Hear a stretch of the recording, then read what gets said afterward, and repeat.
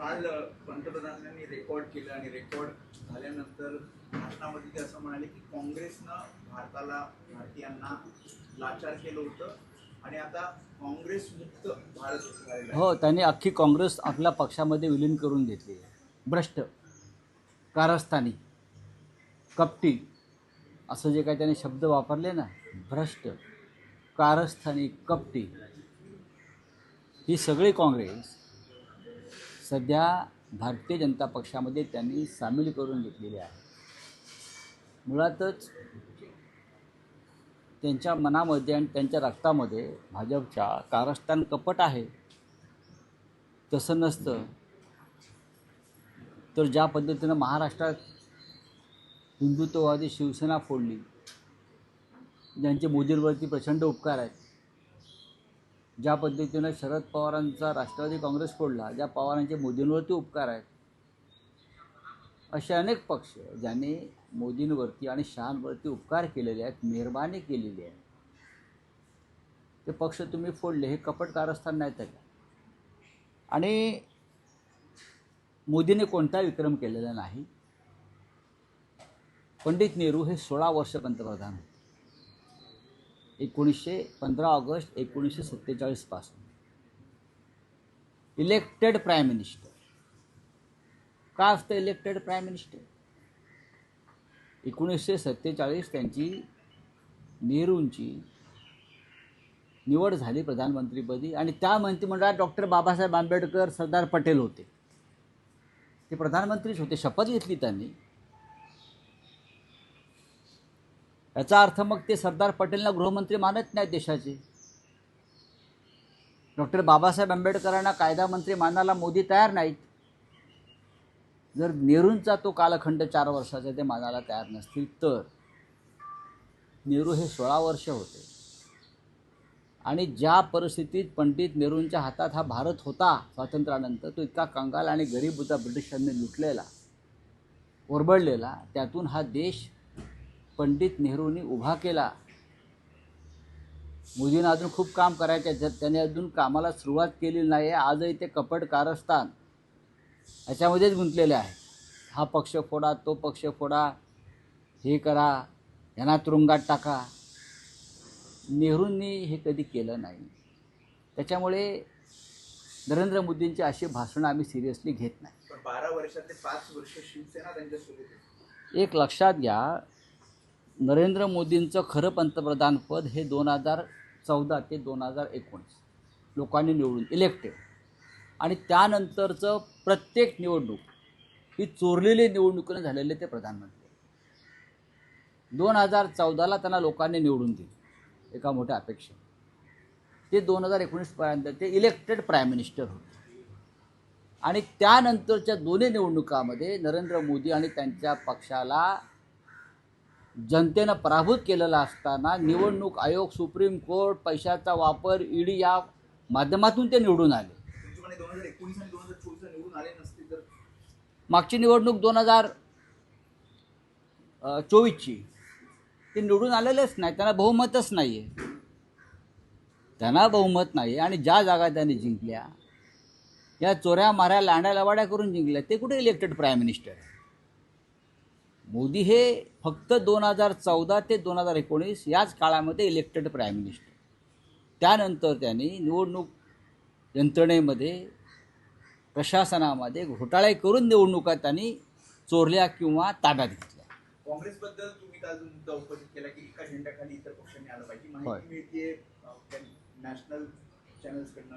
त्यांचं असं म्हणणं आहे की सोनिया गांधींनी एक प्रस्ताव ठेवलेला आहे. नाही बघा, प्रस्ताव हे आता त्यांचे इंटरनल प्रस्ताव काय असतील हा त्यांचा प्रश्न आहे. पण काँग्रेस हा अधिक मजबूत व्हायला पाहिजे देशामध्ये. काँग्रेसमधून निघालेले जे लहान पक्ष किंवा नेते आहेत त्यांनी देशाची परिस्थिती समजून घ्यायला पाहिजे आणि त्यानुसार एक मजबूत अशी काँग्रेस, अखंड काँग्रेस, एक प्रबळ पर्याय म्हणून देशामध्ये उभी राहायला पाहिजे. याआधी सुद्धा शरद पवारांनी काही वर्षांपूर्वी हा मुद्दा उपस्थित केला होता. त्या दृष्टिकोनात पवार साहेबांनी या संदर्भात पुढाकार घेतला पाहिजे. माननीय शरद पवारांनी ही जी विचारधारा किंवा भूमिका बनते एकत्र येण्याची, त्या संदर्भात जर त्यांनी नेतृत्व केलं, पुढाकार घेतला, तर हा विचार खूप पुढे जाईल. एनसीपी सुद्धा काँग्रेस सोबत जाईल. माझं असं म्हणणं आहे की काँग्रेसच्या विचारधारेतून जे पक्ष बाहेर पडले काही कारणाने, आज ते काँग्रेसबरोबर काम करतातच आहेत, सरकारमध्ये असतात, अनेक प्रवाहांमध्ये एकत्र आहेत. तर हा विचार जर एकत्र आला सगळा, तर नरेंद्र मोदी यांनी जो देशावर भ्रष्ट कारभार लादलेला आहे कपट आणि कारस्थानाच्या माध्यमातून, त्याला एक फार मोठं आव्हान उभं करता येईल. ट्रम्प देखील वाहवा करतात मोदींची. ते म्हणतात की महान पंतप्रधान आहेत मोदी, महान पंतप्रधान आहे असं ट्रम्प म्हणतात. आम्ही ऐकलं नाही, आम्ही असं ऐकलं नाही. ट्रम्प कोणाची वाहवा करतात, कधी वाहवा करतात, आणि 2 दिवसांनी ते वेगळी भूमिका घेतात. भारताविषयी त्यांनी काय काय म्हटलं सगळ्यांना माहिती आहे. अलीकडच्या काळामध्ये कालच ओमानमध्ये भारतीय जहाजावरती हल्ले झाले अमेरिकेकडून. आमचे 2 जवान ठार झाले, 2 लोक ठार झाले, आमचे तेल टँकर उडवले. ही वाहवा आहे का? आणि त्या संदर्भात नरेंद्र मोदींनी, प्रधानमंत्र्यांनी एक चकार शब्द काढलेला नाही. कुठल्या तरी एका अधिकाऱ्याला म्हणे बोलवला अमेरिकेच्या आणि निषेध व्यक्त केला. आमच्यावरती हल्ला केला, आमच्या जहाजावर, आमचे 2 लोक ठार मारले अमेरिकेने, आणि निषेध कसला व्यक्त करताय? हां, 2014 साली खऱ्या अर्थाने देश दुचक्रातून बाहेर पडला असं मोदींचं म्हणणं आहे. त्याच्या अगोदर काँग्रेसने वाटोळं केलं होतं. 2014 पासून हा देश खऱ्या अर्थानं दुष्टचक्रात सापडला. 2014 पासून सुरू झालेलं दुष्टचक्र आतापर्यंत सुरू आहे. आणि या दुष्टचक्रातून बाहेर काढण्यासाठी देशाला आणखीन एक स्वातंत्र्याचा लढा उभारावा लागेल, आणि त्यासाठी आमची तयारी आणि जुळवाजुळव सुरू आहे. देशाला एक नवा लढा उभा करावा लागेल या दुष्टचक्रातून. जे दुष्टचक्र ब्रिटिशांचं होतं, जे दुष्टचक्र मोगलांचं होतं, त्याच पद्धतीनं दिल्लीमध्ये नव्या घाशीराम कोतवालांचं राज्य सुरू आहे. आणि घाशीराम कोतवाल देशाला लुटत आहे. त्याच्यामुळे आम्हाला सगळ्यांना एकत्र येऊन ही लढाई लढावी लागेल. मोदींनी काँग्रेस मुक्त भारताची घोषणा केली, आणि अख्खी भ्रष्ट कपटी कारस्थानी काँग्रेस, ज्याला असं ते म्हणतात, की अख्खी काँग्रेस त्यांनी स्वतःमध्ये सामावून घेतली. बोलिए, हो गया. सर, आपने कहा 2014 से 19 तक ही प्राइम मिनिस्टर इलेक्टेड थे मोदी जी, उसके बाद वो चीट हो गया है, क्यों ऐसे? देखो, नरेंद्र मोदी जी को 12 साल हो गए प्रधानमंत्री पद, अच्छी बात है. उसका मतलब ये नहीं कि आप देश के पहले प्रधानमंत्री पंडित नेहरू की बदनामी करें. एक तो आप पंडित नेहरू के साथ किसी की तुलना ही नहीं हो सकती. पंडित नेहरू एक महान स्वतंत्र सेनानी थे. पंडित नेहरू जी का बहुत बड़ा त्याग रहा है. पंडित नेहरू जी ने अपनी पूरी संपत्ति देश को बहाल की है, समर्पित की है. पंडित नेहरू के ज़माने में कोई गौतम अडानी नहीं था. दूसरी बात है कि पंडित नेहरू 16 साल प्राइम मिनिस्टर रहे. 15 अगस्त 1947 से. लेकिन मोदी जी और उनके लोग मानने को तैयार नहीं, क्योंकि वो इलेक्टेड प्राइम मिनिस्टर नहीं थे. अगर उनके कैबिनेट में उस वक्त डॉक्टर बाबा साहेब अम्बेडकर थे, सरदार वल्लभ भाई पटेल गृहमंत्री रहे, तो उसका मतलब आप सरदार पटेल को पहले गृहमंत्री मानने को तैयार नहीं. डॉक्टर आम्बेडकर जी को आप पहले कानून मंत्री मानने को तैयार नहीं. उनके कैबिनेट में जगजीवन राम जैसे नेता थे, और 4-4.5 साल तक वो सरकार चलाई. फिर बाद में संविधान सभा घटित हुई. ये बहुत सी बातें हैं, लेकिन मोदी ये मानने को तैयार नहीं. तो मैं मानता हूँ आपको, आपने नेहरू जी का विक्रम ने तोड़ा है, ना तोड़ सकते हैं. कि आप समझ में लीजिए, 2014 में Narendra Modi elected prime minister जरूर रहे, 2019 तक. उसके बाद के सभी चुनाव जो हुए देश में, वो रिगिंग हो गया. जिस तरह से चुनाव लड़े और चुनाव को हाईजैक किया ये लोगों ने, पैसे की ताकत पर, टेररिज्म, चुनाव आयोग को हाईजैक करना, सुप्रीम कोर्ट के ऊपर दबाव लाना, ये सभी माध्यम से मोदी अगले 2 टाइम जो प्राइम मिनिस्टर बन गए, मैं उनको इलेक्टेड प्राइम मिनिस्टर हम लोग नहीं मानते। 2014 से 2019 तक ही है इलेक्टेड प्राइम मिनिस्टर। 2024 में तो आपने देखा होगा क्या हो गया, उनको बहुमत भी नहीं मिला। और इस देश की 50-60 लोकसभा की सीटें हैं, वो किस प्रकार से चोरी किए लोगों ने। मुंबई की एक सीट 40 सीटों से वो लोग हार गए। वो एकनाथ शिंदे का फ़ोन आया रिटर्निंग ऑफिसर वंदना सूर्यवंशी को, और हमारी जीती हुई सीट उनको बहाल कर दी। ये आपका चुनाव लड़ने का तरीका है। आपके हलफनामे में, नॉमिनेशन फॉर्म में आपने कभी बहुत सी इंफॉर्मेशन छुपाई। क्या क्या छुपाया आपको मालूम है मोदी जी ने। मैं अभी उस बारे में चर्चा नहीं करना चाहता हूँ। बहुत सी बातें लेकिन छुपाई। उन्होंने टारगेट कल कांग्रेस को किया। मैं कपट देखता हूँ ना। मैं देखो, नरेंद्र मोदी जी ने विधानसभा के उनके कोई नॉमिनेशन फॉर्म में अपनी शादी की बात नहीं लिखी, वो छुपाई। ये बहुत गंभीर मामला है। फिर भी उनका नॉमिनेशन फॉर्म वैलिड हो गया ना। लेकिन मीनाक्षी नटराजन जो एक प्रामाणिक महिला है, एक नारी है, जो नारी वंदना की बात करते हो, उनका नॉमिनेशन फॉर्म आप किस आधार पर रिजेक्ट करते हो। परिमल नाथवानी जी हमारे मित्र हैं, झारखंड से लड़ रहे हैं। उनको रिटर्निंग ऑफिसर 24 घंटे की मोहलत देता है। अगर कोई कमियां है फॉर्म में तो आप बाद में 24 घंटे में पूरी कर लीजिए। तो इस तरह से चुनाव, चंडीगढ़ के मेयर का क्या हो गया आपने देखा होगा। ये इस प्रकार से डकैती करके चुनाव जीतते हैं और अपने आप को इलेक्टेड प्राइम मिनिस्टर बोलते हैं। पंडित नेहरू के साथ तुलना मत करिए। पंडित नेहरू है, इंदिरा जी इंदिरा गांधी है, राजीव गांधी है। आप उनके साथ तुलना आप नहीं कर सकते।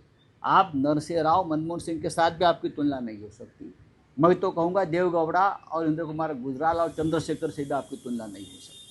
सर, एनडीए को चैलेंज करने के लिए जो इंडिया अलायंस है, क्या वो कम पड़ रही है कहीं पे? नहीं, आपका कम जो नहीं चुनाव पड़ है, रही शरद है। पवार जी ने लीड बात करना बात चाहिए। ऐसी है, उनके हाथ में पूरी सरकार, यंत्रणा, व्यवस्था।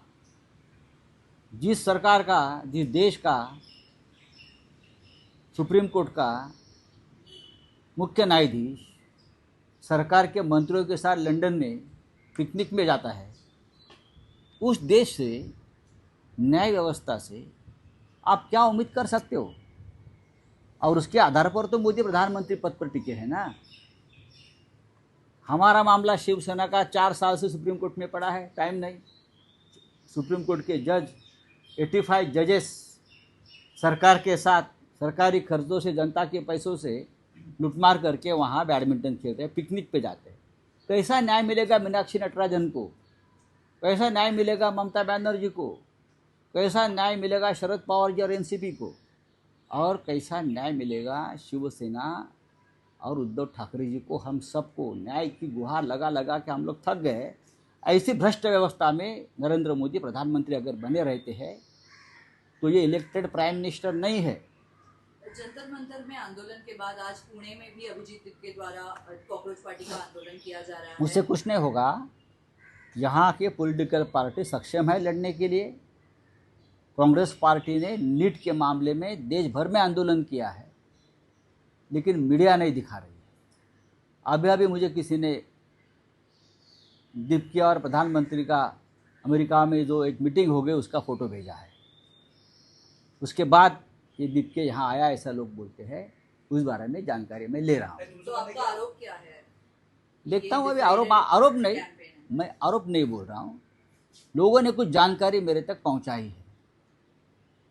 तुमचं म्हणणं आहे की अभिजित दीपके आणि पंतप्रधानांची भेट झाली किंवा चर्चा नक्कीच झाली? नक्कीच नक्कीच काही फोटो आहेत म्हणजे? नक्कीच त्याच्याविषयी खुलासा आम्ही घेऊ, माहिती घेऊ। आम्ही आगीत उड्या मारणार नाही। आता या देशातले राजकीय पक्ष आणि सामाजिक संघटना आपले लढे लढायला मजबूत आहेत। नाही, पण तुम्ही एक म्हणजे काही दिवसांपूर्वी या कॉकरोच पार्टीला समर्थन दिलं, त्यांच्या भूमिकेला समर्थन दिलं. नक्कीच पण नवीन माहिती जेव्हा समोर येते तेव्हा ती माध्यमांसमोर मांडणं आवश्यक असतं। मी तुम्हाला त्याच्या बाबतीत लवकरच अवगत करीन। तुम्ही तुमच्या पक्षाच्या नेत्यांना सांगतायत की सावध राहा, आपली भूमिका नाही, मांडा. आम्ही मोठे नेते सुद्धा म्हणजे अगदी एक लक्षात घ्या, कोणीही कोणत्याही राजकीय पक्षाचा नेता त्या आंदोलनात गेला नाही. उद्धव ठाकरे एक प्रकारे आम्ही तरुणांना आम्ही पाठिंबा दिला. तरुणांचा जे प्रश्न आहे ते रस्त्यावरती जर उतरले असते तर सरकारने त्यांचं ऐकायला हवं, ही आमची भूमिका आहे. पण कोणी या माध्यमातून सरकारला मदत करत असेल काही वेगळ्या भूमिकेतून, तर त्याच्यावरती आमचं लक्ष ठेवणं हे गरजेचं आहे. मॅनेज केले जाते आंदोलन असं तुम्हाला मी असं आता काहीच म्हणणार नाही. या क्षणी मी काहीच म्हणणार नाही. अमेरिका और ईरान में फिर से लड़ाई शुरू हो गई है, हाँ तो फिर से बजट मोदी जी ने, अब मोदी जी को 12 साल हो गए हैं सरकार में. मोदी इतने बड़े नेता है. मोदी जी ने अपने मित्र जो उनकी वाहवाह करते हैं ट्रम्प साहब, उनसे बातचीत करके वॉर रुकवाना चाहिए. Thank you.